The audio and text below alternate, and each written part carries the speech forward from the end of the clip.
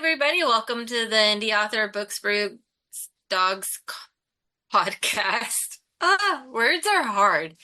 Uh, we're here Yep, today they with they are Angel Nyx, sometimes. Hi. right? And we're really excited to talk about what she's got going on.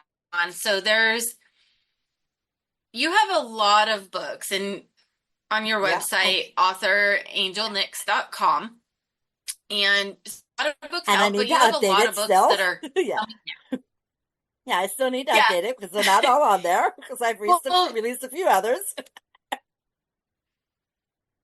oh, well, now there's incentive because Yep, now I gotta update we're going to it. be sending people back. Um, but you have styles kind of all over the place. Well, not all over the place, but you go through a lot of different styles. So you have a lot of shifter, but you also have some biker and Yep. contemporary. And your shifter, your paranormal ones are also more contemporary. Yes. Um, but you go from paranormal to contemporary. And so what is it that inspires you to do the paranormal and then to do just a general contemporary? Like, how do you find the difference in that? Well, it's funny because when I first started writing out 8 years ago, October 27th was 8 years. I actually intended on just writing paranormal romance because that's my first love. I fell in love with paranormal romance and that was what I wanted to write.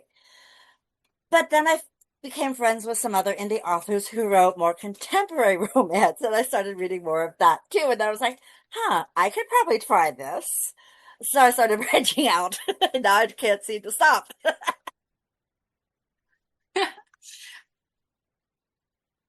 Well, But I mean, that's a good way to get into it. the biker stuff, actually, it's funny because that was something I had never even considered. And then a fellow author, indie author, P.T. Mackay, it's, I'm not sure if I'm saying it properly. It's Macias, Macias Mackay. I'm not sure if, anyways, she had messaged me back in 2022 and she was like, hey, I'm helping Lenny Lawless, another indie author, put together this biker shared world called the Merciless Few MC. Would you be interested in joining? And I'm like, you know what? That's outside my comfort zone. Let's try it. So I joined up with Yeah. them and I was supposed to get the first books out in 2023. That did not happen. I didn't get started on publishing them until middle of 2024. And it went from just a couple of books to 9 planned books, a 5 story short story collection, and I have now kicked Wow. off a Montana chapter because this chapter is set in Connecticut. Hold on a second. Anubis, stop it. Okay, sorry. My dog was trying to throw his tennis ball behind where he can't get to it to bark at me to make him get it. Anyway, sorry about that. As I was saying, the series I have out right now is the Connecticut chapter. But then I was like, you know what? I want to start another chapter because I've got all the characters that I want, no more characters from that chapter are talking. Once I get the other 3 books or novellas, because I write shorter stories, and then the short stories done, none of the other characters are talking. So I'm like, you know what? I don't want to leave this world. And I thought, ooh, I could start a Montana chapter. And I've got 6 books planned for that one already. Oh, wow. That's a lot. So, do you write full time? Yes. Not because I don't want to work, because I would love to still be able to work. I just can't. Physically, I just can't do it anymore. So I'm trying to get on disability. I mean, I would love it if Hmm. was making the money from my books to not have to do that too. But it is what it is. So, but yeah, I write full time. But I also do copy editing and proofreading on the side. So that kind of helps to supplement my income. Okay.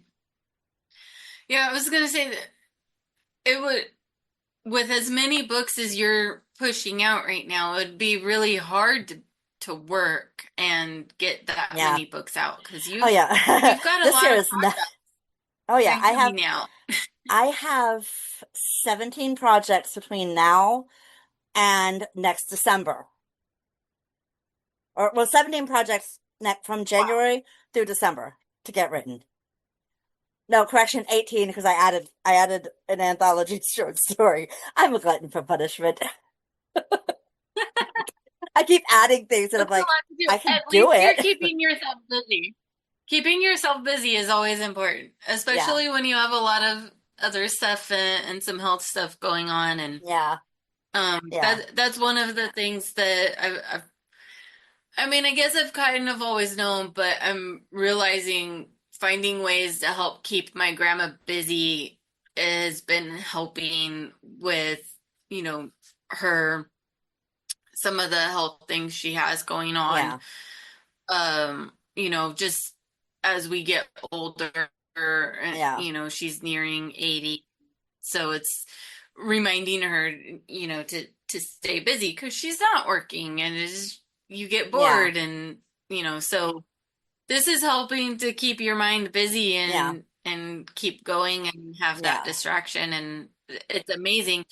And um from personal experience, I have read one of your shifters books that takes place in New Orleans. The and right before we started the recording, I asked you, I got the name of it wrong, and then I did Wild Lilies. I Yep. told you I'm bad with names. It's fine. Um, I had to, and it's but as many books as I have out, I have to stop and think sometimes, wait, which one are we talking about? Okay, yeah, this one. I mean, I've got 34 out right now, so so published. So, but also if I wrote like 60, 70, 80,000 word books, I couldn't get as many projects done next year. But I write what I call yeah. snack cake sized reads because they're usually around 25, 30,000 words. And it's only been that way since I got Hmm. COVID in 2020. I got it in August of 2020. I spent from then until the end of 2023 barely able to write. I think I managed to get out just under 70,000 words in 3 years. That was how Oh bad wow. the brain fog from it was. But last year kicked my butt because it's like my muses jumped into overdrive and I wrote a lot of words, like over 600,000 words last year. Haven't hit that anywhere near that mark this year, but that's okay. But um most of my books are around 25,000 words. So I call them so they're novellas. If they were thicker, I wouldn't be able to write that many projects next year. I wouldn't have I Yeah. maybe half at the most, but So how long does it take you to write a book generally um from start it to var finish?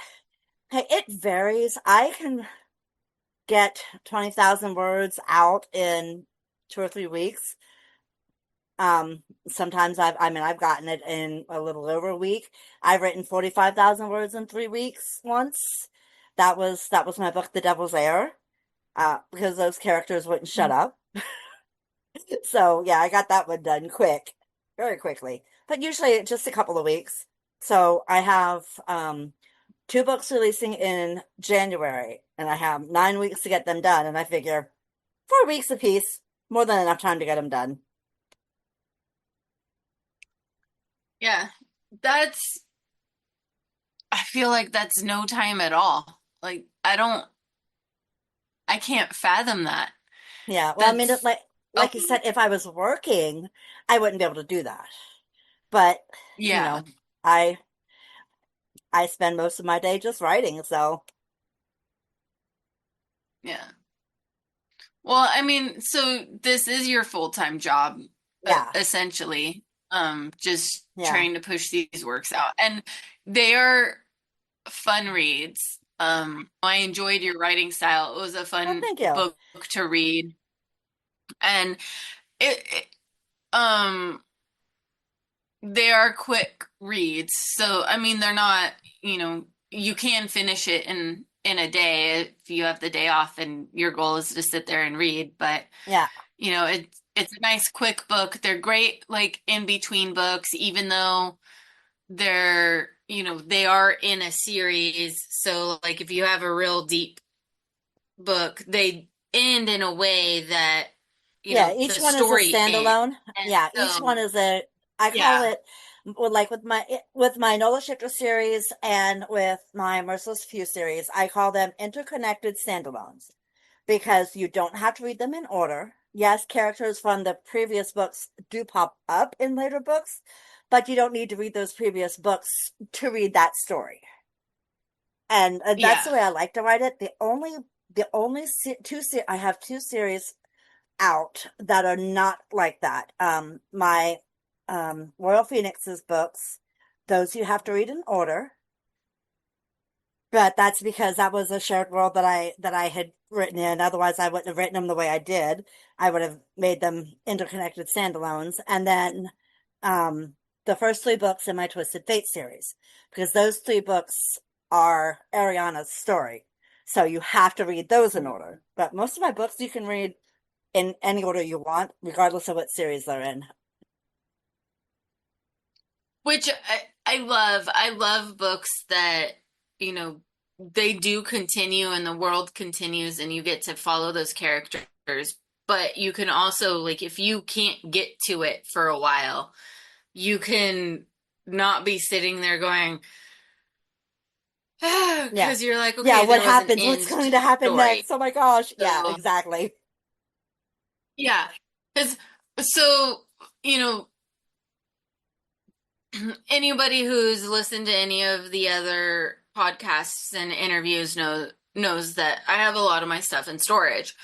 So I don't, including like all of my books, I wasn't really able to bring any of my books with me, and so they're all packed and in storage. So the books that I have on this dresser behind me, uh, those are all books that have come out since that I had been waiting on. They're pre-orders. They're all pre-orders that I Oh had, and I wow. had to call and have them change the address they were shipping to because I had ordered them, over a year ago, Yeah. waiting for these books to come out. And I was just like, um, I they're so good, and I love series because I love that you get to continue with the world, but sometimes it's Yeah. nice to be able to read a book, um, and have that be the end and move on and Yeah. Um, everything, everything is a series these days.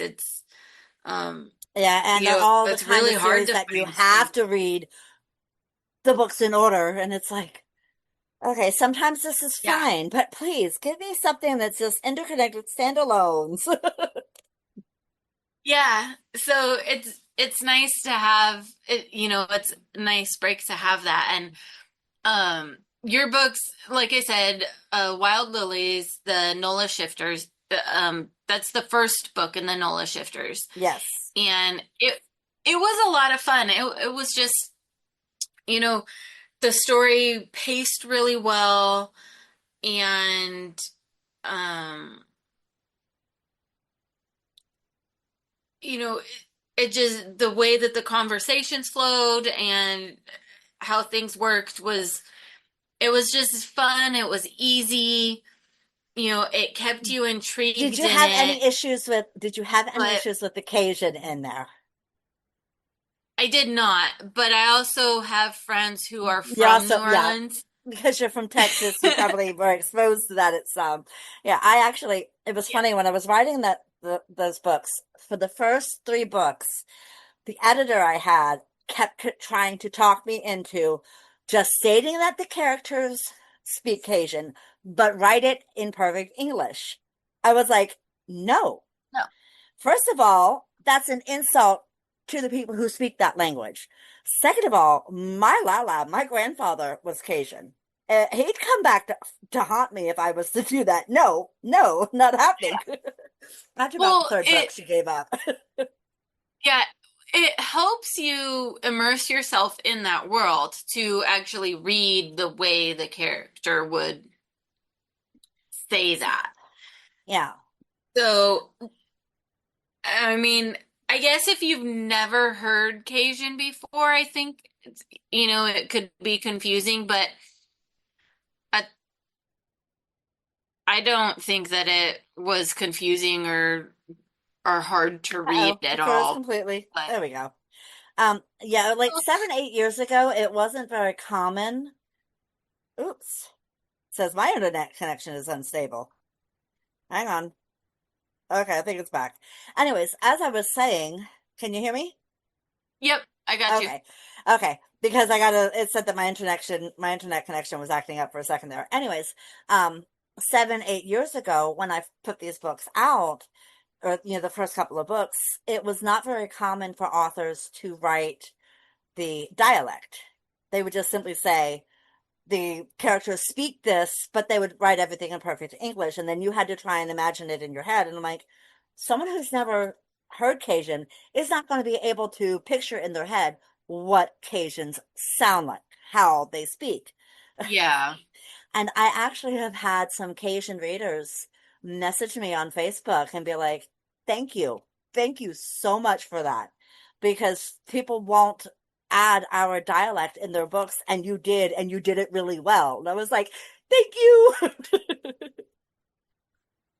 That's so exciting to like get that confirmation and when when you do that. Yeah, I think I channeled my Like grandfather a lot with that. I was like, especially yeah. Attain, her boss, Lily's boss. In my head, he was my grandfather. I Hmm. was like, yep, that was him. That's Lala. Yeah. Yeah, it's a great cast of characters and they work really well together. Thank you. And I like that you have multiple types of shifters. So it's not when you do the shifters, it's not just one, they're not just wolves, but Yeah, you have like yeah, the cheetahs and Ghost Point leopards, pack. Yeah, yeah, and like you the know, Ghost Point and pack, I wanted there's them to be. just having that different kind, and you even allude to even more varieties Uh-huh. of them, and so and then I like how you know there were they did have their packs that were of the same variety of shifter, but some of them weren't afraid to mix, like so is a wolf shifter but was kind of adopted by the leopards. Yeah. Or was it the yeah. Yeah, it was the leopards, yeah. Yeah, it was the leopards. So, you know, and it was more about like being respectful, and she was respectful of the pack, so they were like, okay, well, you will make sure you're taken care of since you're a lone wolf, and of course she didn't tell them her whole story and all of that, which I don't want to Yeah. get too much into. Um, and then you have um Declan, who becomes the love interest, and he's part of a pack, but he kind of acted as a lone wolf who ended up in his own pack because, working for the military and things like that. And he was in another group of shifters, and you see that group come in to this story as well Yeah. and kind of start a thing. And so there's a lot of interesting dynamics that happen throughout the book within the shifters world. And I am interested in moving on and kind of learning more about the world that you've created through the other books. Um, I still have but like it's a, 6 more books to write too, because it's a 12 book series. oh my Well, goodness. 13 with the prequel, but yeah, it's a 12 book series. I've actually started um book 7 because I have the first books out. Book 7 is an MM, and book 8 is FF. So those are gonna be fun to write. Like I said, I've started book 7. It's Okay. just this year I have so many, and even next year I'm gonna work it in and write on it a little bit at a time. But I have a bunch of shared worlds that I joined, and they all have specific deadlines for next year. So it's like I have on a spreadsheet where I have books to be written. It's my books to be written spreadsheet. And one is the first tab is books with a deadline. The second tab is books without a deadline. And that's where most of my NOLA books are, is books without a deadline because I don't have them. Oh my God. Yeah. I have so many books to write. I'm like, It's so many I'm gonna be projects to writing keep till track I'm 90. I'm gonna be writing till I'm 90 of. because I keep getting more and more covers that are just like amazing. And I'm like, okay, I gotta have it. Now I need to come up Yeah. with an idea for it. Oh, how do you keep with so many projects constantly flowing, how do you keep them in order? So, like, how do you jump from project to project and make sure that you're not intermixing them? Lots of note taking. I have a notepad on my phone because I do all my writing on my phone usually. So I'm like, the notepads are like, it's full of this story and this story and this story and this story. It's like I go back to the notes and read through what I've written, what I've jotted down before I jump back in so that I don't mix things up.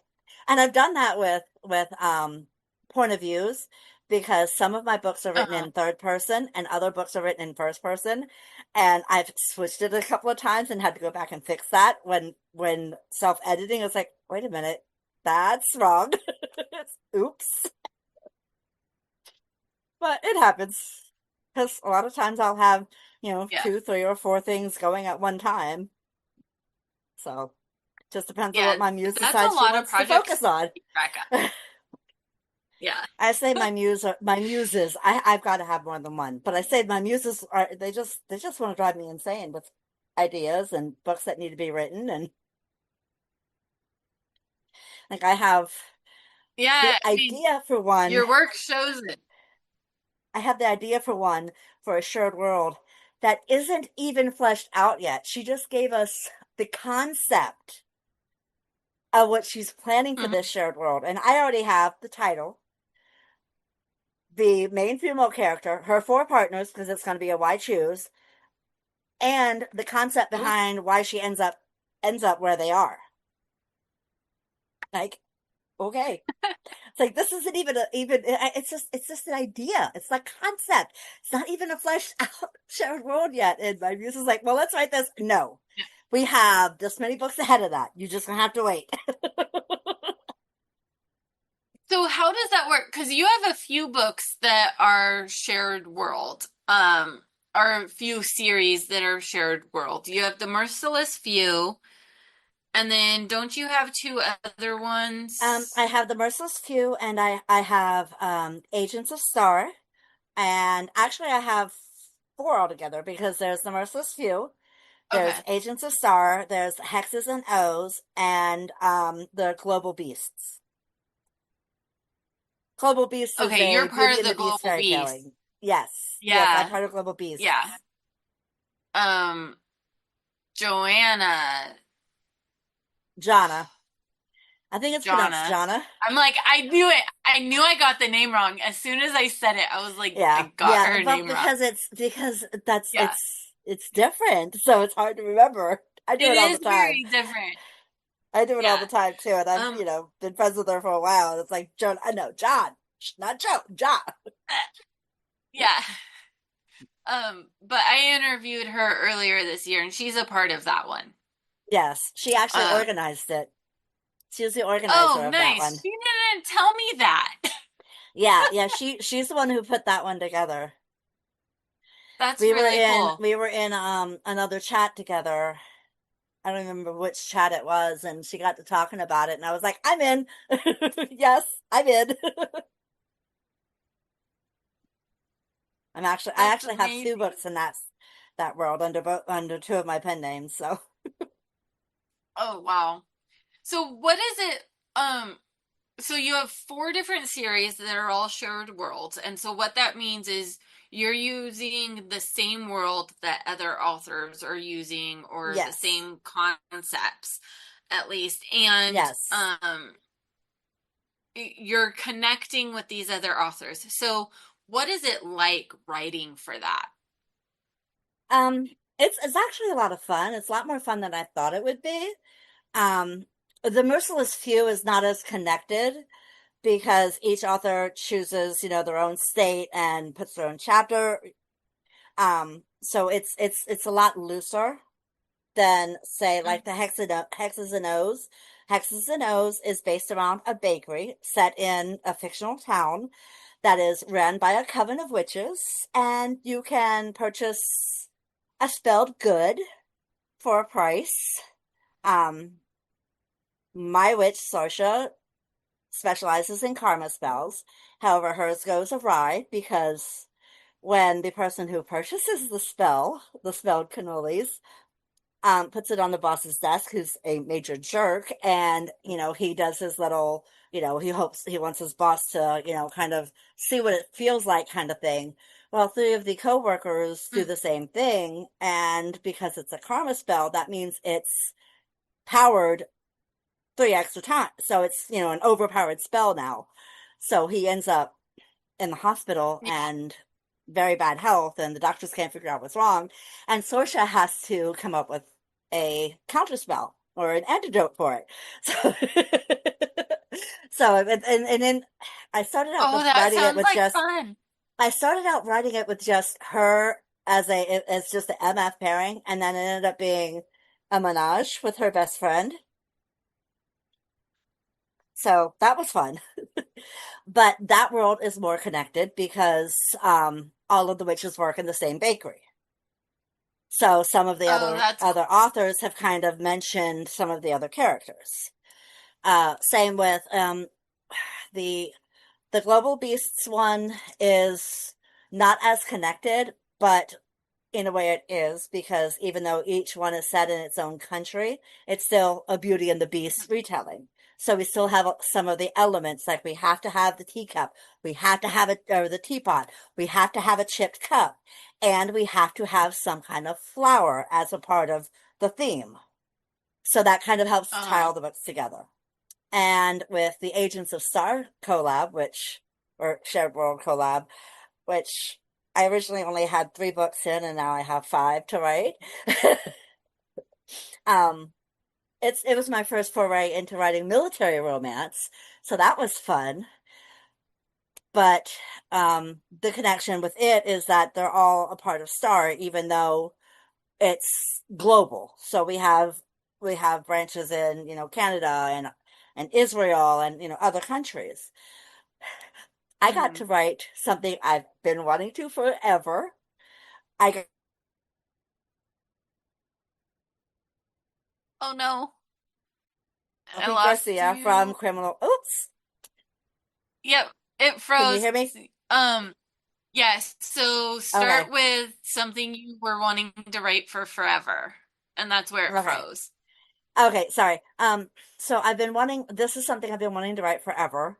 A character based off of Abby Shuto from NCIS and Penelope Oh my Garcia God, I love from her. Criminal She's the Minds. best. So Oh my God, my character those Ainsley those are is my two a favorite books. tattooed, curvy, goth chick, blonde goth chick who has locks.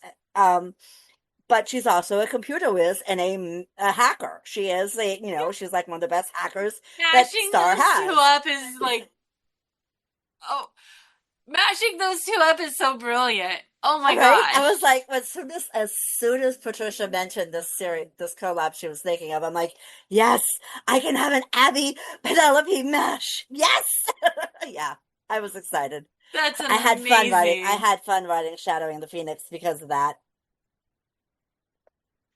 Oh, when I have time, I'm gonna have to do that. I've got to I've got to catch up. I started falling behind them on the indie author books, and who knows It when happens. I I love it though. It takes up kind of like from my ability to read some of the books that I had been reading before and finishing out these series, and so I can't read near as fast for them.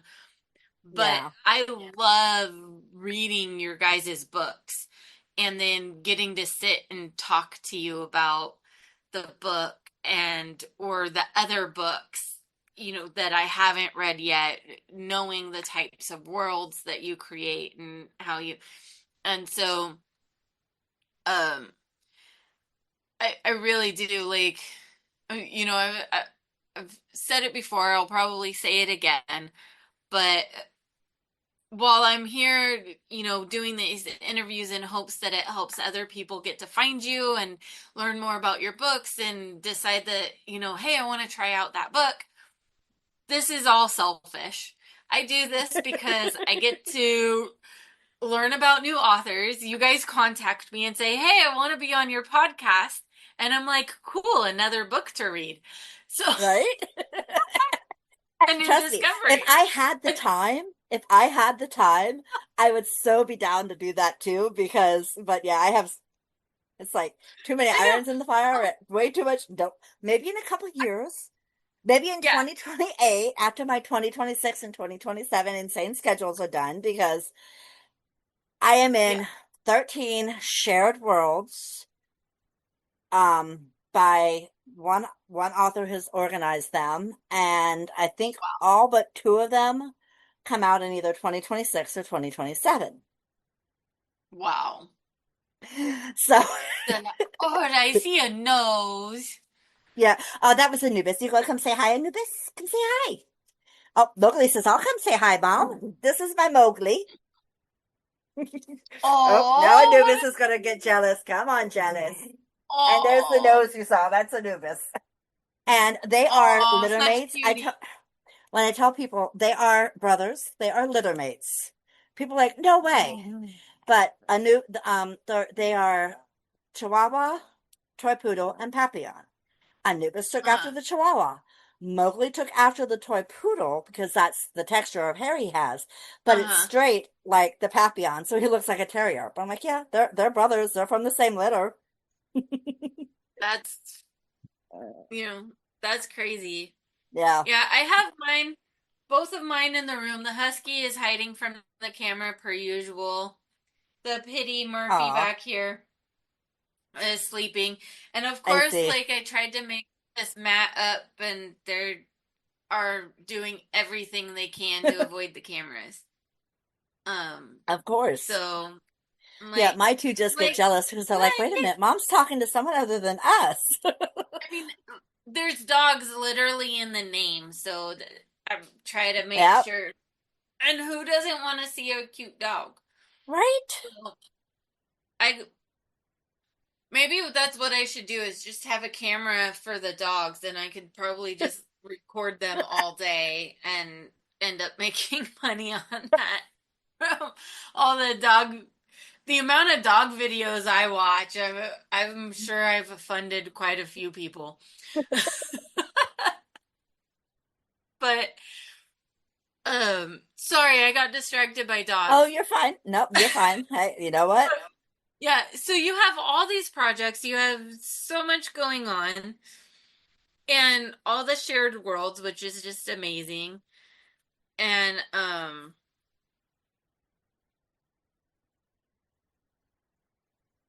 I just I know you don't I know you're writing full time, but it still just seems almost spectacular that Yeah, you can get when I look that at how much much that I've done. got coming out, I'm like, how am I going to do this? Just needs lots and Yeah. lots and lots of writing and focusing. And I actually, because I write on my phone, the phone that I use to Uh, write on, it doesn't have phone service. So I just use the Wi-Fi on it. So I'll turn the Wi-Fi off so that I don't have Facebook Messenger notifications or regular Facebook notifications or anything else coming through. Because if those things come through, I gotta look. And then I go down that rabbit hole. And then it's like hours later and I'm like, yeah. crud, I haven't written. So I've gotten to where I turn the Wi-Fi off so that I can write, and I'll, knock out 2 or 3 hours worth of writing and then be like, okay, let's turn it back on and see if I missed anything important. Nope. Okay. Let's go back to writing. I have to do it that way because if I don't, I get squirreled. My brain just goes, oh, let's go down this rabbit hole. So, um, you have a couple of books coming out that are for charities. Yes. Um, Can you tell us more about those? Yes, they are both in support of our veterans. We have a contemporary one and a paranormal. The contemporary is all romance. The paranormal, there's eight authors in the contemporary romance one. It's called A Wounded Hero, and it will all proceeds for that will support the Wounded Warrior Project. And the other one is called Defending the Moonlight. All of those proceeds are going to go to Canines for Vets, and there are nine stories, and eight of them are romance. One of them is not romance because the author doesn't write romance, but she wanted to contribute because she herself has veterans and family, in her Hmm. in her life. So she wanted, and I'm like, okay, just send me the story. I'll put it in. I don't care that it's not romance. Yeah. So the idea came to me. I don't even remember what I was talking with a friend of mine. She was like, we should do something for the veterans. I'm like, okay. And I threw it together. And I already have the 2026 sign up, and I've gotten like six or seven responses for both of the books for 2026 already. So, Nice. Nice. So that's coming but yeah, together. they both Yeah. release on November 11th in honor of Veterans Day because it's so they will run for 6 months each. Hmm. So, we're hoping that we can get, decent sales to help our veterans because, they need it. Yeah. Um, it's definitely something that's really important. And I love that, one of the sets is going to help with getting canines to vets because Yeah. um, those dogs really do a lot of work to help Yeah. them. And it it's just amazing you know, what we can learn from an animal and what an animal can help us do. Yeah. And, as someone who's had multiple types of animals, I lived on a farm. I had lambs and goats and I've rescued a rabbit. Um, in my adulthood, since I left the farm and stuff, I've rescued a rabbit. I had a cat that I had for 15 years. I now have two dogs. Um, you know, the business is Books, Brews, Dogs because we were Stop. helping Stop. animal rescues that were Okay, you two mostly stop. Sorry. dogs, and My Books, puppies are Brews. being fussy at each other. Oh, yeah, they do that. But Yeah, they Books, get Brews, Animals cantankerous. doesn't sound as good as Books, Brews, Dogs. It just Yeah. rolls off the tongue a little better. Yeah. I Um, love I love the name Books Brews Dogs. I do. yeah, thank you. It's my three favorite things. And I like that Brews is open to be it technically it is there for tea and coffee because my Yeah. husband's a coffee drinker and I'm a tea drinker.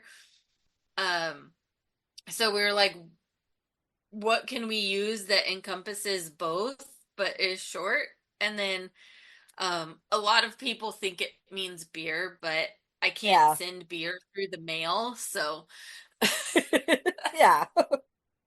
it's but I mean that's understandable.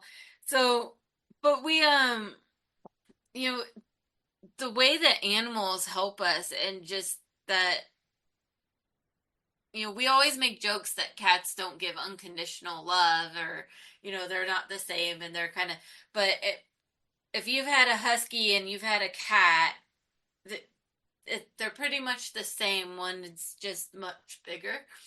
Yeah. And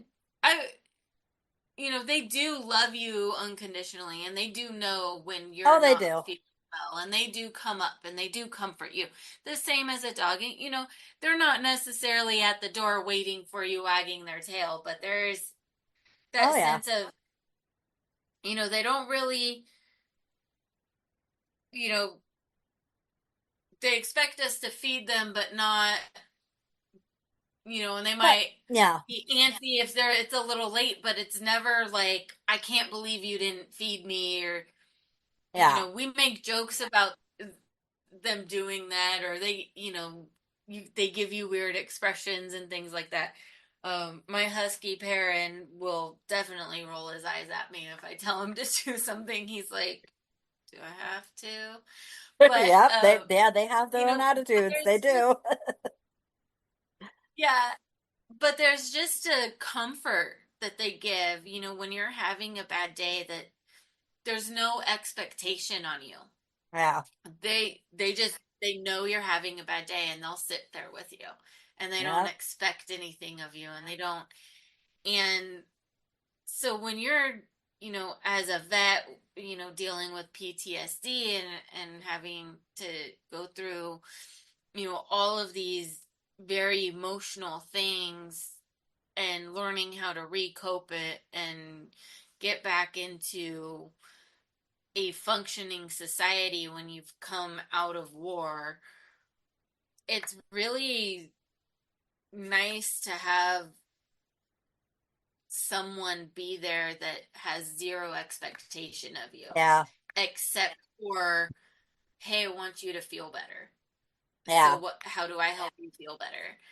And so and I know that from talking with vets that have had animals because when we would go out and do the booths and stuff, um a lot of veterans would come by the booth and buy a book and support.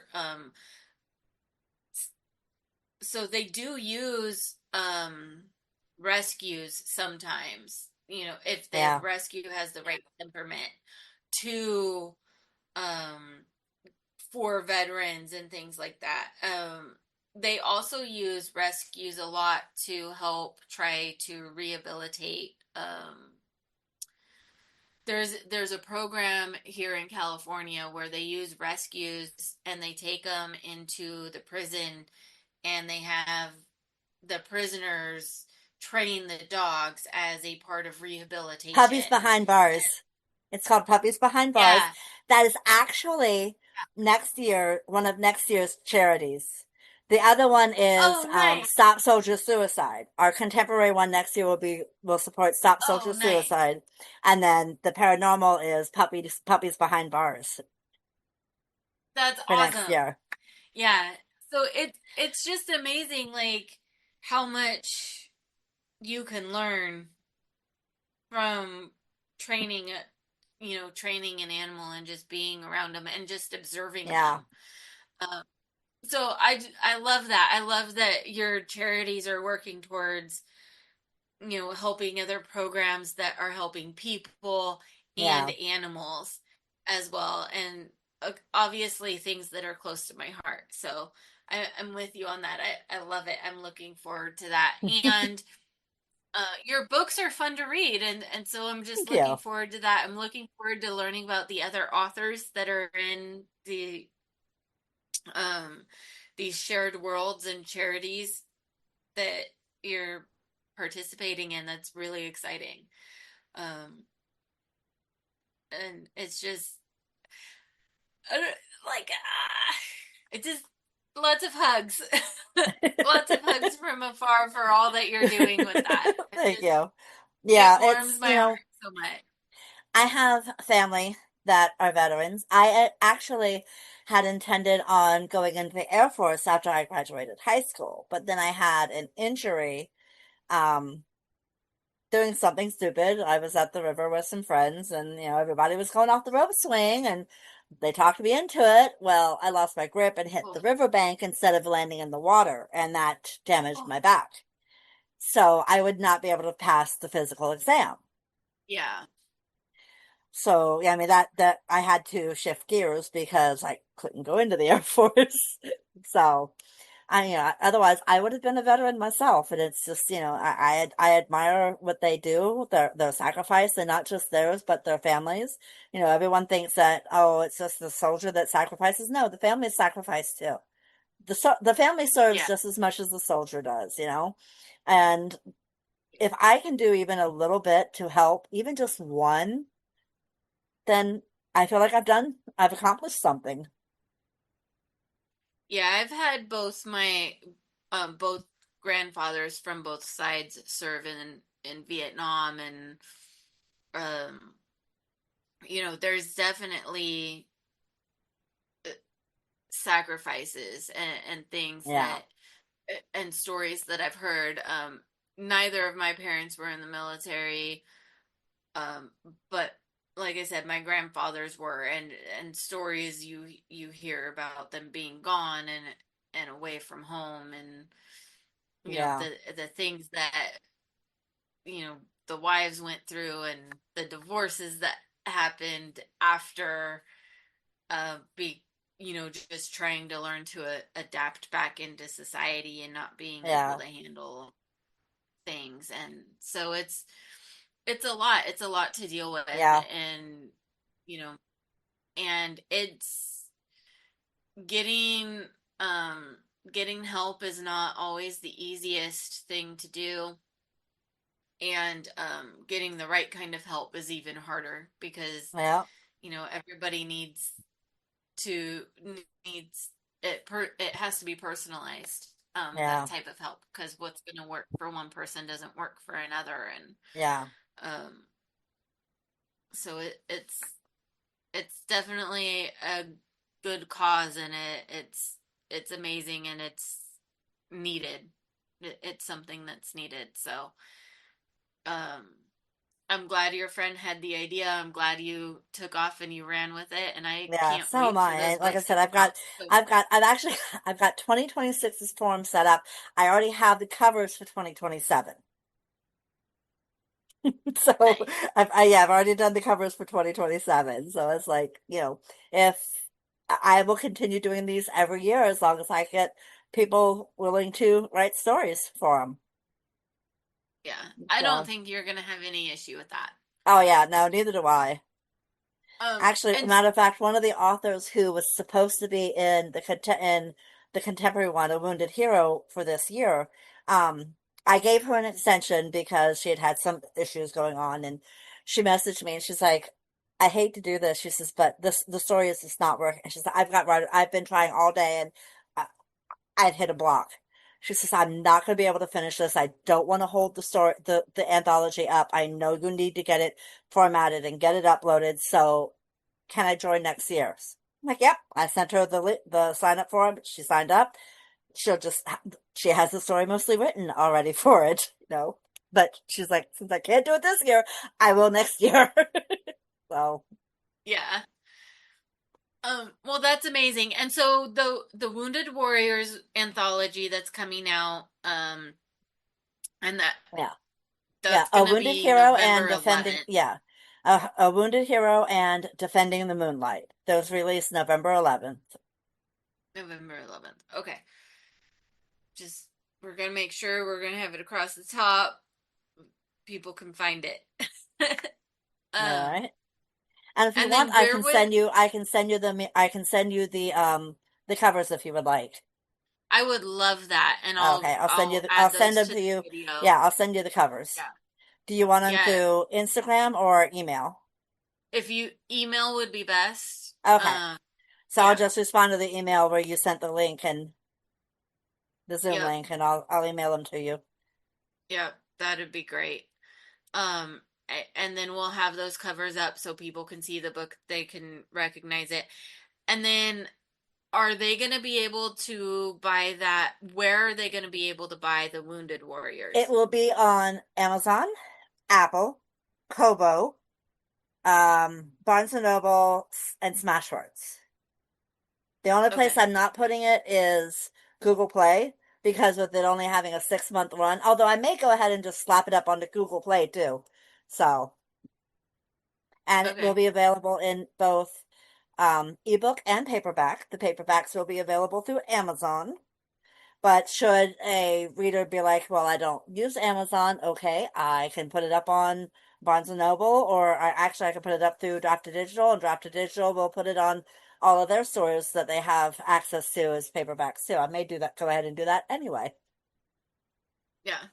That's a great idea. And and again, everything for this project that's coming out November 11th is donated. All the proceeds are donated Yep, to every penny will be the Wounded donated. Warriors Project. And Canines for so vets. um, so this is definitely go buy it because there will be lots of fun stories. It'll be worth it, and you're gonna get to help support a cause. And in A Wounded Hero, you get to you get introduced to the Montana chapter of My Oh, Merciless Few, nice. because my story Reaper's Bounty, it ends on a cliffhanger because I've got it set up so that I can actually finish the book out. That book actually won't come out until January of 2027, but you get introduced to the Montana chapter in A Wounded Hero. Nice. So with this anthology is it's a contemporary anthology. Yes, A Wounded Hero is contemporary, all contemporary romance. And Okay. then Defending the Moonlight is the paranormal. So you've got shifters and witches, and I think there may even be some vampires. Nice. All right. It's so exciting. So many things coming out. So you mentioned earlier that you have pen names. Yes. So tell us a little bit about your other pen names. Okay, so I have Mina Rains. She is my young adult fiction and romance pen name. I started her because I'm wanting to say it was 2022. 22 or 23. It would have been 22 because I moved in 23. So in 2022, I was at an author signing or at a book event as a signing author. And this lady come to the table and she was looking at my Nola Shifter books and she's like, "Are these for adults or teenagers?" I said, "Oh, only adults." I said, "They're very spicy books." And she's like, "Darn." She's like, "Because my kid loves to read shifter stories, but they're underage." They were like 15 at the time. She says, "I challenge you to write a shifter series set in New Orleans for teenagers." I was like, challenge accepted. It took a little Nice. bit to get the book written, to get the book to actually put it into motion. But I have two books in the New Orleans High Shifter series, Savage Pursuit and Moonlit Awakening. And then under Mina, I also have a third book that is a Peter Pan retelling with Peter as the villain called Lost Isle of Nevermore. That one was really fun to write. Um, the main character, Freya, most of my books, that book is the first book I've ever written that was in one point of view. So I usually write both in the female and the male character's point of views. Freya was demanding. She was like, no, no, I'm not sharing the stage with anybody. This is my book and only mine. She refused to let me write anything from Castian's point of view. It all had to be hers. It was, yeah, the character was like screaming in my head, no, it's not happening.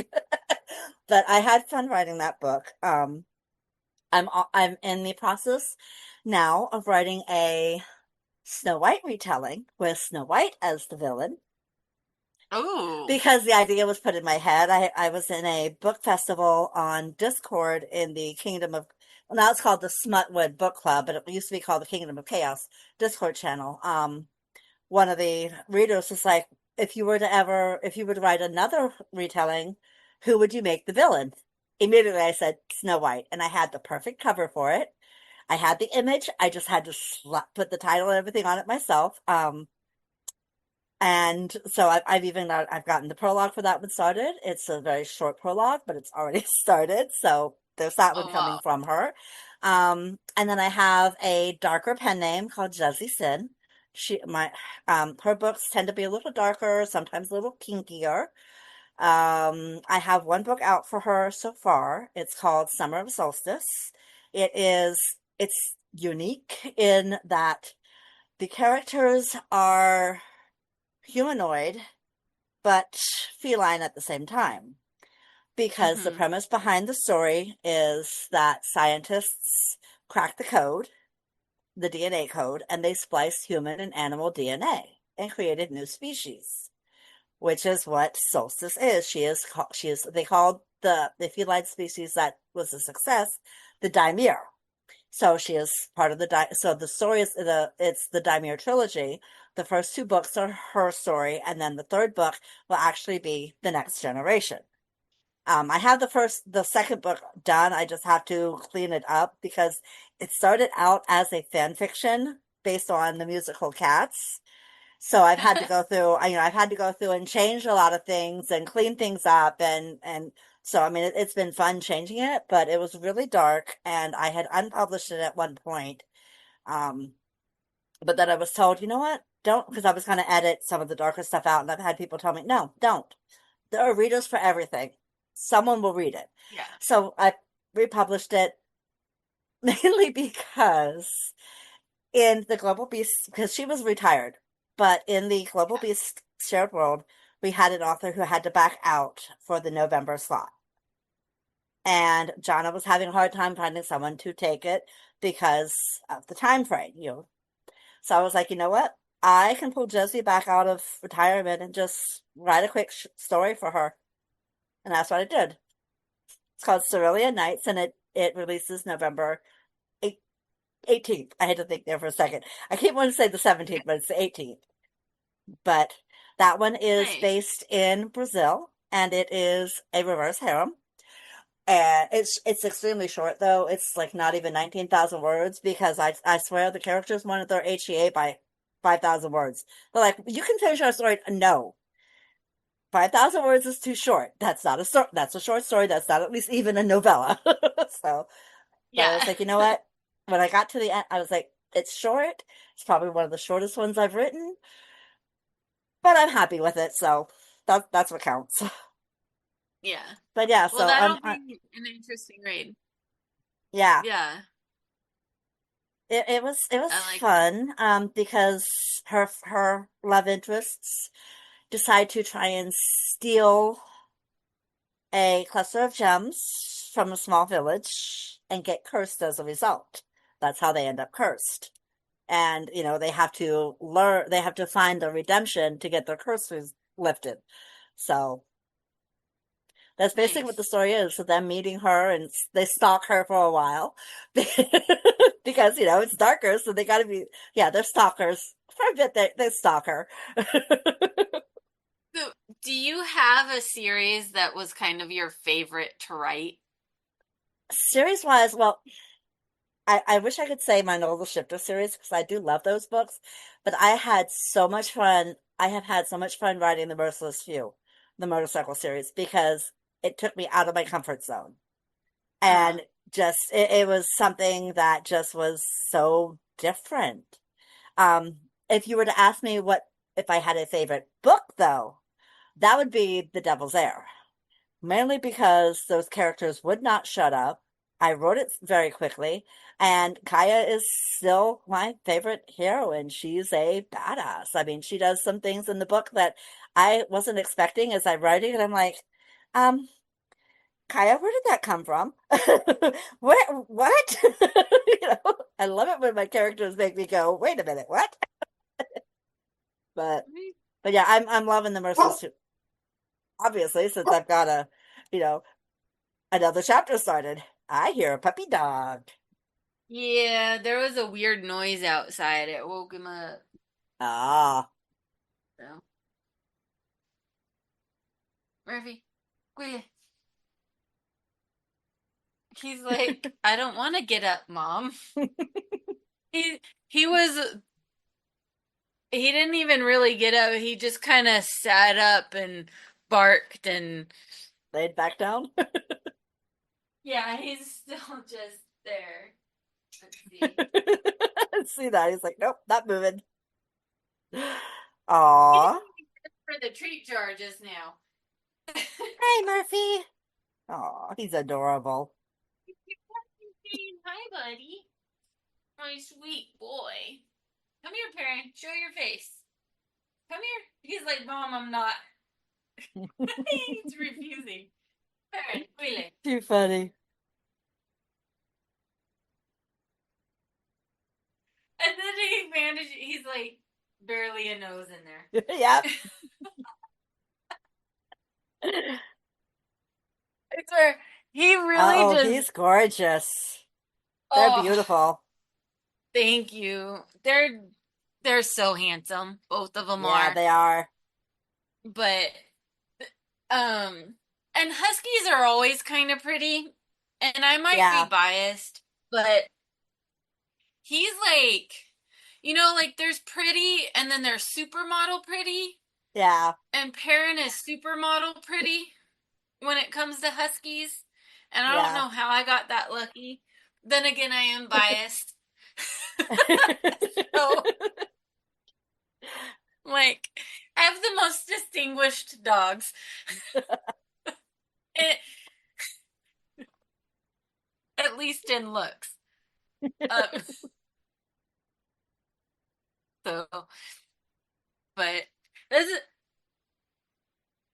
this is the problem with being, obsessed with your animals is they'll distract you from anything. Oh yeah. Like, I have one on each um, side of me, so while we're talking, I'm sitting here petting them because they keep looking up and be like, why did you stop? I know they're not. They won't sit close enough to me for me to. Yeah, I can't. They're too Yeah, busy hiding from the camera. yeah. Um, Well, with it's mine like being they little, they're able know. to sit. With mine being little, they're able to sit on the bed next to me. So, Yeah, that's true. Well, Murphy, the pit bull, would definitely be in my lap if he could fit in the chair with me. Um, but he cannot. He has tried. Uh, but I guess I the believe that. armrest is a bit too much, digs into him a bit too much, Aw, so he decided it wasn't worth it anymore. Um, but yeah, he's the funniest is when he tries to climb on my grandma and sit on my grandma, and she's like, Murphy, you cannot do that to me. I'm too old for this. And the poor, I oh, have to go over there and get him off of her, but he's like, but I want to sit with grandma. And I'm like, but you cannot sit on grandma. yeah, You are 85 pounds. She cannot. yeah, definitely not. But her and Murphy are like best friends, Aw, and he gets upset when we go on a walk and he's like she doesn't come with us in her little scooter, and he's like the whole time like where's grandma, and it's the two of them together is adorable. aw, that's great though. Yeah, it's and she likes Perrin and Perrin likes her, but I'm pretty sure Murphy traded me in. He's like, you might feed me, but I prefer grandma. So, okay. So, where were we? We were We talking were, about your favorite projects. yep, Yeah. yep. The Merciless So, Few, just just bringing the characters to life, and I realized because in book two, Sinner's Salvation, I introduce the daughter he didn't know he had. She's 18 when she comes onto the scene because her uh-huh. that he split up with her mother before he found out she was pregnant and she just never told him. Um, then I had Tank's Ruin, which was book three, and then Ripper's Wrath is book four, and then Dagger's Rule is book five. And I realized as I was writing book six, which is Bones' Justice, that I hadn't had her in any of the other books. So I'm like, oh crap. The next book in the series, book seven, is she's the main female character. So I kind of tossed her into Bones' Justice near the end. I was like, oh wait, so yeah, she does still exist, people. Because I kind of forgot. It's like, oops, Well, with sorry. as many projects as you have, I can't. Well, I because would be surprised if you didn't. I wasn't originally planning on continuing the series after Bones' Justice. I only had the six planned. But then the character Axel just kept saying, no, no, I have a thing for Sophia. We need a story.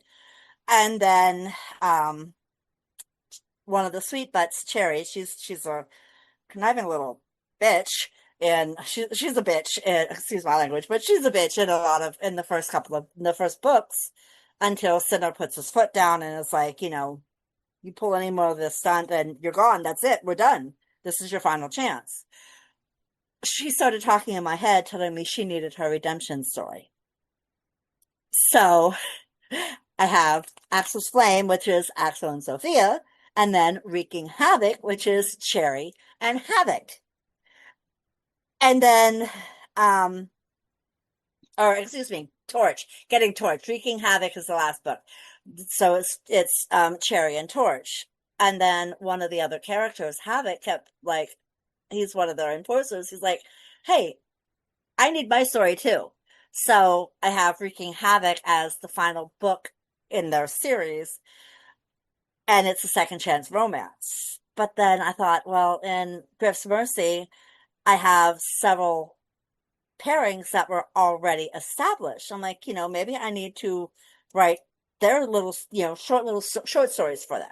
Just kind of just to explain how they became couples prior to the opening of the series, which is how I ended up with a 4 short story collection called Finding Fate, but I'm tossing in a fifth story at the end as a bonus because I wrote it for a anthology that we had put out that ended in October and supported Bikers Against Child Abuse. Oh, So nice. that one, so that's that the so Finding Fate is going to start out with Chaos and Indy, how they became a pairing, and then it's going to end with the story that's set at Christmas time, where they end up adopting 2 children who lost their mother in a fire. That was what the Oh, story was because nice. it had to be set at Christmas time, and I'm like, you know what? Let's give them a chill. That was where my muse decided to take it. So I'm like, we're gonna start it with them and end it with them. So it's actually 5 stories, but at least one of them's already written. But that comes out in January or in June. I just don't have it or Wreaking Havoc set up on pre-order yet because I haven't gotten around to coming up with blurbs for them yet. So I got to do that to get them up too. I think we can forgive you for that with as many projects as you have going on Yeah, right just haven't gotten right around to the blurbs now. for them yet. It's like, I'll get there. I kind of have short blurbs um for the stories for Finding Fate. I just have to get a blurb together for Wreaking Havoc and figure out its release date because it'll be after Finding Fate. Yeah.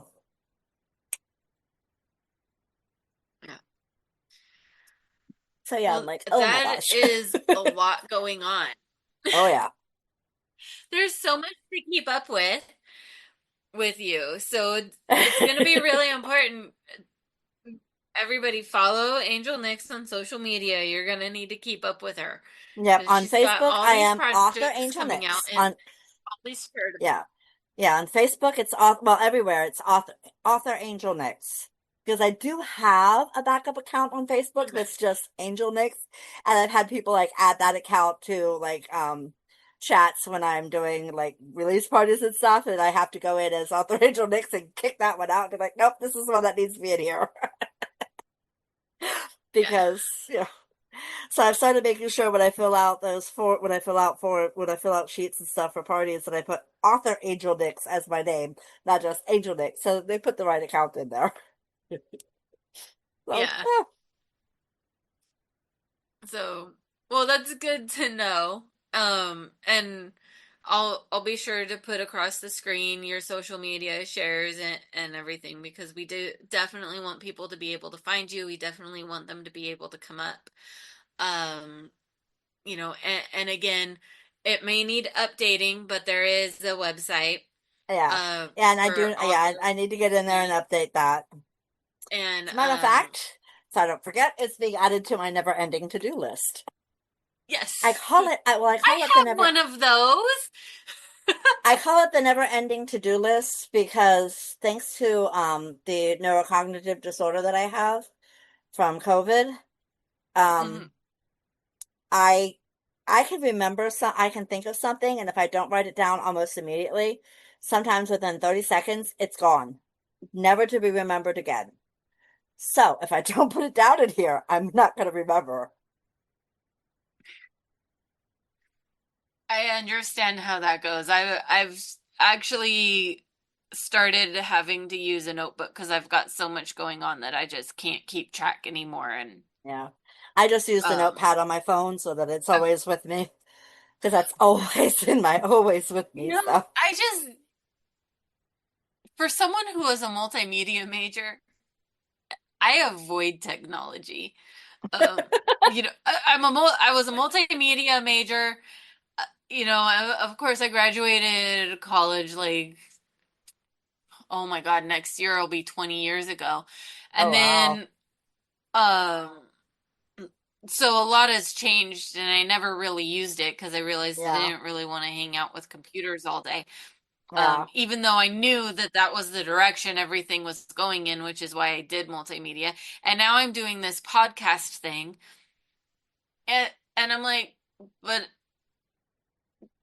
getting me to use the calendar on my phone is nigh impossible. But if I have a written one,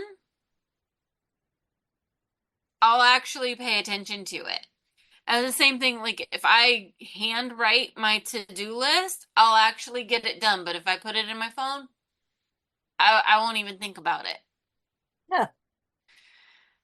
And it would make it so much easier because I do always have my phone with me and I could just look at my phone and I could check the Yeah. calendar and I'm like, nope. But I am more likely to remember it if I write it out. And Huh, that's so interesting. I can write, so yeah, I just don't, that doesn't make any sense, especially considering my major. You and Yeah. it's big. I was a multimedia major, and I'm like, I don't want to edit the video, so just warn everybody I don't edit. I add little blurbs and pictures in, and You know of what? course, Hey, it like works. now, But it's completely unscripted that way too and natural. yeah, I like having the conversation. Um, Yeah. I the very first one I did was pure conversation, and Lauren and I talked for like 2.5 hours. And I did go in and cut the laughing fits out because there was one of them that was like almost 10 minutes long.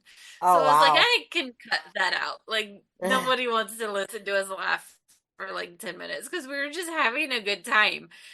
Yeah. Um, and so the next one I did try to script it and then I never followed the script. And I was like, I'm more of a conversational person. Yeah. So I'd rather Conversationalist and just have a I so am I. I like it better. yeah. It's more natural that way versus, Yeah. reading a question off of a piece of paper and answering it.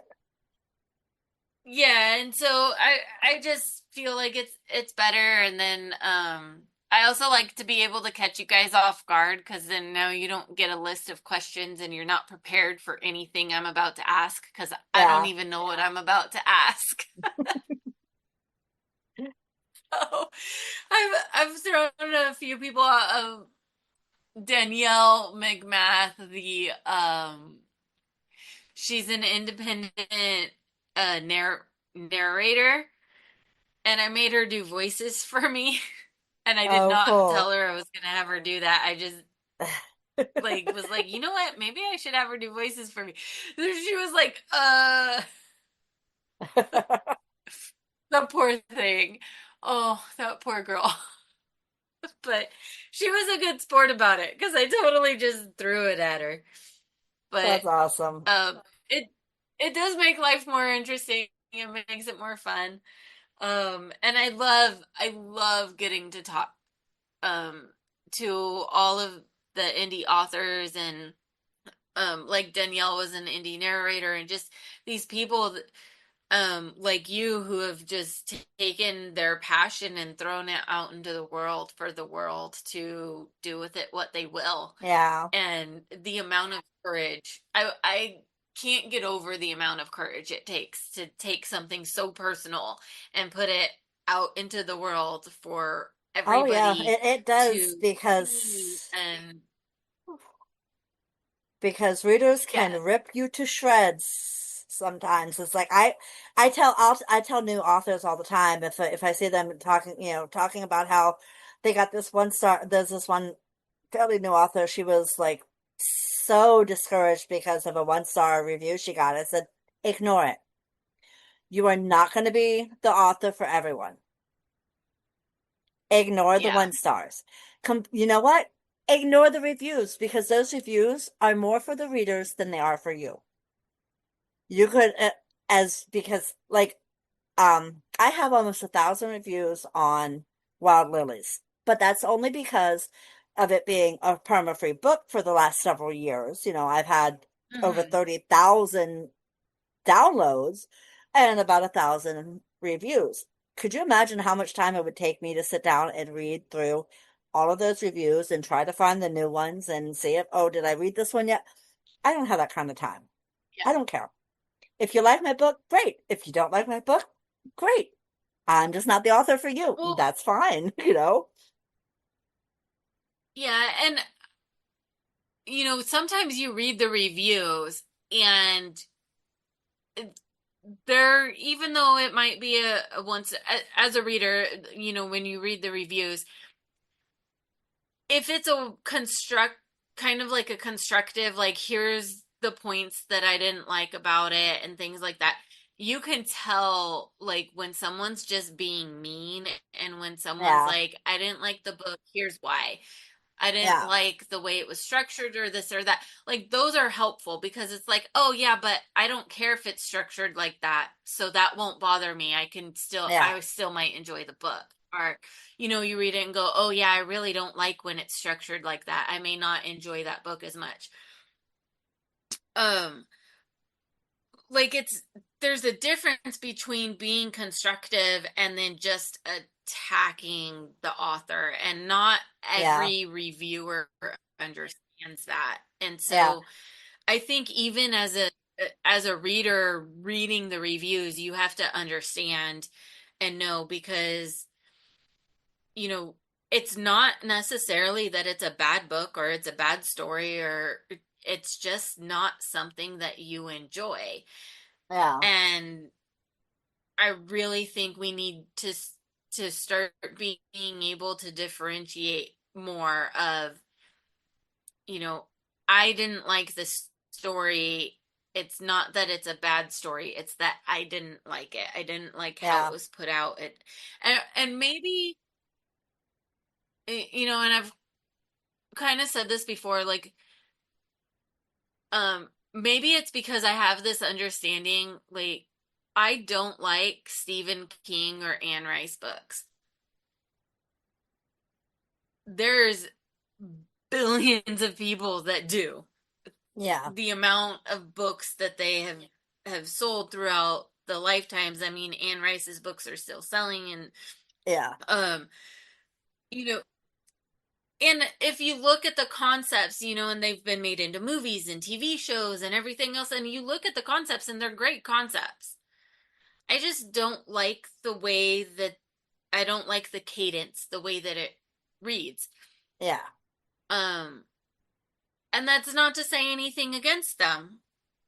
Um, in a lot of ways, it annoys me because I yeah, want to enjoy those stories yeah, through that lens of reading the book, but I've never been able to make it all the way through those books. yeah, And but it's my understanding that it's me, not the book yeah, or the author. It's I yeah. don't like the way Yeah, that it's written. it's And just, I don't we all think have our own preferences. Yeah, and I don't think that a lot of readers understand that either.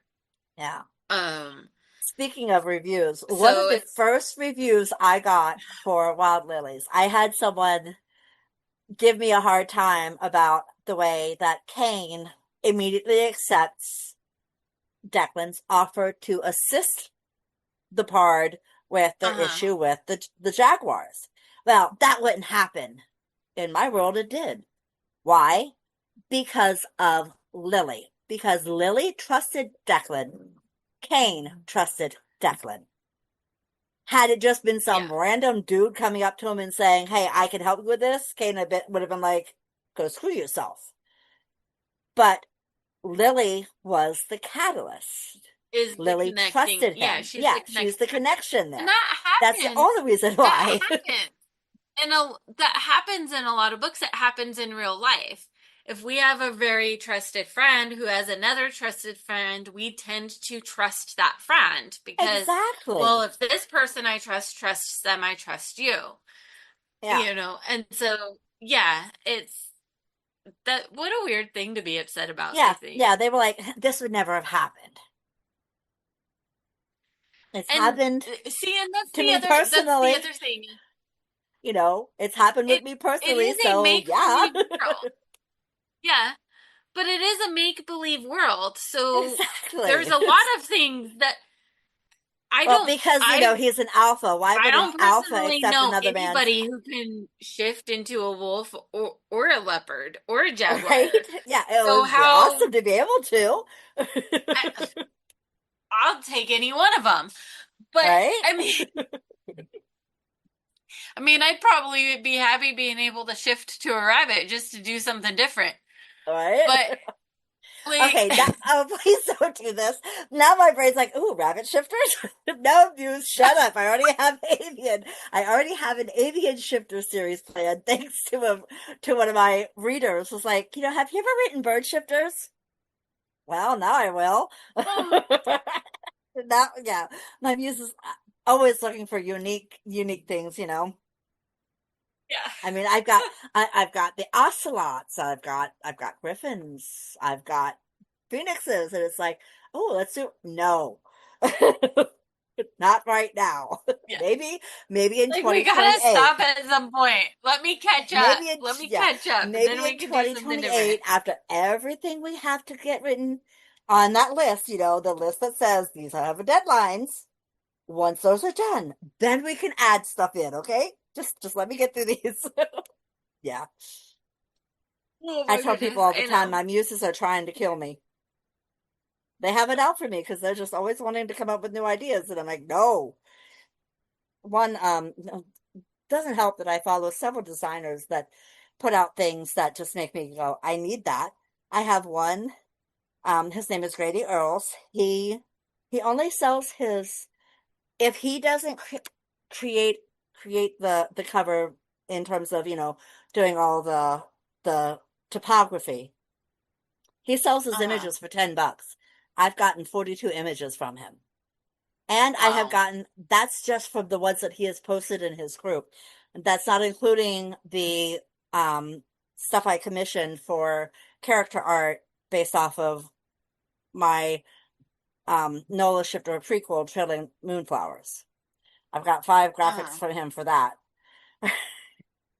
because it's Wow. just he doesn't use AI, and his Nice. stuff is absolutely gorgeous, and it's like, okay, I need that. I have several that I'm like, I have no Uh, idea what I'm going to use them for. if you Absolutely no clue. if you want, if you can pass me his information, I can put it up there and Yeah, we I can will. help get him.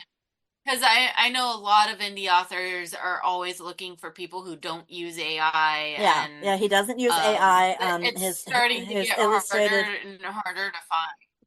yeah, his stuff is absolutely gorgeous. Um, and I've got quite a few images that I'm like, I have no idea what I'm going to use them for. Absolutely none.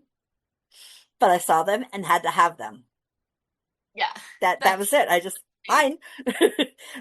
And every now and then he'll do a BOGO where you buy one for 10 and you get one free. I've gotten quite a few that way. It's like, okay, I want that one and that one and that one and that one and yeah. yeah. I'm, and I'm sure you'll find uses for him at some point. Oh, I will. Oh yeah, So, I will. I mean, I'm coming up one of like the Snow White retelling. it's one of his images. I was like, ooh, I have the perfect cover for that, or perfect image for that. Yes, now I got a cover. So I know I'll come up with ideas at some point. It's just some of them I have. I got them because I wanted to do a dark fairy tale retelling with them. So I have Mm-hmm. Beauty and the Beast, Jack and the Beanstalk, Cinderella. I don't remember. One of them is Little Red Riding Hood, and I think there's one other.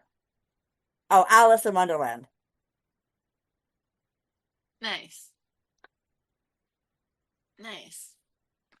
All right. So let's do a recap real quick. We're kind of getting up there in time, and I've been up Yeah. since 6 a.m. and it's Ouch. Yeah, you 11 need to get o'clock. some sleep. So I've been sitting here yawning, not because I'm bored, Yeah. but just Yeah. Oh, I'm I know. You starting to need to get fade. some sleep. Um, Definitely need sleep. so um, you've got the Wounded Warriors Project, um, that's there to raise funds for the Wounded Warriors. That's coming out November 11th. Yes. So, um, what was the name of that one again? A Wounded Hero and Defending the Moonlight. Wounded Hero Defending the Moonlight. And the Defending the Moonlight is the one that's helping veterans and canines. Yes. Defending the Moonlight is the Get Canines for a Vets, and okay. um, A Yeah. Wounded Hero goes to the Wounded Warrior Project. Okay, perfect. And then um you have a long list of stuff that's coming out next Oh, year, yeah. between Oh, next yeah. year and 27. Including some more anthologies that are going to be fundraisers for other um thing other Veteran. charities. So Veteran I charities. Yep. love that you do these charities with the anthologies. That I love that. I think it's amazing. I think it's a great way to encourage people to read and try something new, while they also get to support a good cause. And I obviously am very close to supporting what I feel is a good cause, as my a portion of all of my profits goes towards animal rescues. So, um, obviously, something I Yeah. fully am behind and want to help you with. So, and then you have a whole nother series. Well, not another series, but another portion of the Merciless Few series that's coming out from Yes. a different city. Yeah. It's a different chapter. It's set in Um, Billings, Montana. and then you have projects coming out for your other two pen names. Yeah. The Mina Reigns, which is for a young adult, so it's geared more towards teenagers. Yes. Not gonna be Children as young as 11 and spicy. 12 can read them. Yeah. There's nothing more than just a Okay. kissing. And it's not even, heated kissing, just mwah kind of kissing. Okay. So yeah, so you know, um, and then you have the darker. What was the other pen name? Jezzy Sin. Jesse Sin, and Jezexyn. Jezzy Sin. okay, and she's got a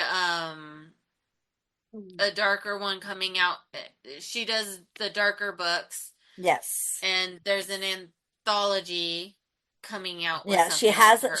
she has a story in the Defending the Moonlight anthology, and then I have her book for the Global Beasts Shared World coming out on November 18th. And then she has a November book 8th. coming out next September and the Agents of Star collab. All these things just around the corner. You've got two books coming out this Yep. month, and Yep. an anthology, and then the Global Beasts one. Um, that is a lot. That's a lot going on, for sure. Yeah. Like you said, you have what, 17 projects? between now and 18, January? 18 projects from January, between January and December of next year. Yep. Yeah, January and December of next year. So that's you're definitely going to be busy, and it's definitely going to Oh be yeah. worth keeping up with you on social media to find out all of these projects. And so you have both contemporary romance as well. You have the contemporary biker romance as well as your shifter romance. You do, your paranormal romance, and so Yeah. there there's a little bit of everything kind of mixed in between those. Um, you know, a lot of that kind of fantasy world, Yes. and um, so it's a lot. Um, and you appeal. I really do think that that your stuff can appeal to kind of that a wider range of audience. Um, I really enjoyed it. A really fun read. Thank you. Wild Lilies. Um, and I do look forward to reading more of that world. It was fun.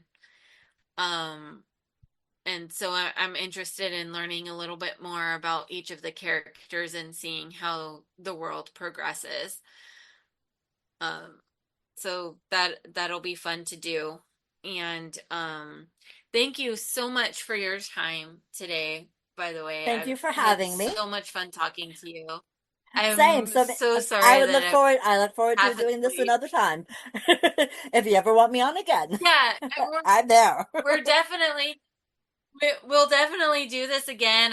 I'm sure that I'll be able to work that in. I've just now kind of started looking for people for next year and getting that fleshed out a little bit more. I think I have a couple of weeks skipped, but I have like one in January, one in February, and one in March. And so I'll need to flesh out those a little bit and then start working on getting more people on the books for that. And so Yeah. there may be some repeats, there may not. I do, depending on how schedules work out, I try to work it in so if it's kind of the release is kind Yeah. of close to a release of a book. It doesn't always work out, but something is better than nothing. I figure, and if nothing else, we get to have fun. So, Yeah. um, but I've really enjoyed talking with you. I'm glad we were able to make it work out. We had a little bit of Yeah. scheduling snafus. Yeah. Um, I'm glad we were able to work being it out so too because busy, I've enjoyed this. This has been a lot of fun. Yeah. Oh, I'm so glad. And I'm looking forward to keeping up with you and seeing what else you have coming out. Really looking forward to the Global Beasts, both you and Jonna. Um, I have so many reasons to follow through with that Global Beasts one, and I'm really hoping I get the chance to sneak that in. And I'm going to put in my calendar as soon as I get off of here, that your anthology coming out on the 11th, because I'm definitely going to be ordering one of those. And um, I'm so excited to share you with everybody I know. Of course, a lot of them have already met you, but um, a lot of my audience is the authors that I interview, at least right now, but it's growing, so that's always a Yeah. good sign.